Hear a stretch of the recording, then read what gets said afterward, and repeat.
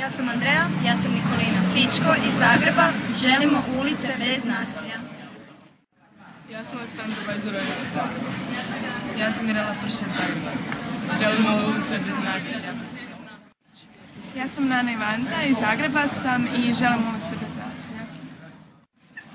Ja sam Majtan iz Zagreba i želim ulice bez nasilja. Ja sam Teja iz Zagreba i želim ulice bez nasilja. Ja sam Marija Kranjec iz Budinšćine i želim ulice bez nasilja. Ja sam Ivana Kotarski iz Zaboka i želim ulice bez nasilja. Tanja Šaran iz Zagreba. Želim ulice bez nasilja. Ja sam Marko Balenović iz Zagreba i želim ulice bez nasilja. Ja sam Filip Zador iz Zagreba i želim ulice bez nasilja.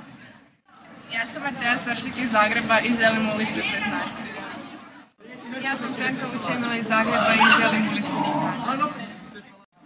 Ja sam Moja Pašić iz Zagreba i želim ulice bez nasilja. Ja sam Maja Sovko iz Zagreba i želim ulice bez nasilja. Nataša Šimec iz Zagreba i želim ulice bez nasilja. Ja sam Dinka Bujas iz Zagreba, želim ulice bez nasilja.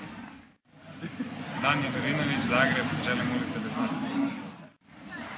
Josip Zubac, Zagreb, želim ulice bez nasilja. Matej Majić, Zagreb, želim ulice bez nasilja. Ja sam Mislav Janović iz Zagreba i želim ulice bez nasilja. Ja sam Marko Cvjetković iz Zagreba i želim ulice bez nasilja. Ja sam Toma Biladika iz Ozlja, želim ulice bez nasilja. Ja sam Antonio Sujac iz Karlovca i želim ulice bez nasilja. Ja sam Mirta Čuk iz Zagreba i želim ulice bez nasilja. Ja sam Antonija Iljedica iz Zagreba. Želim ulice bez nasilja.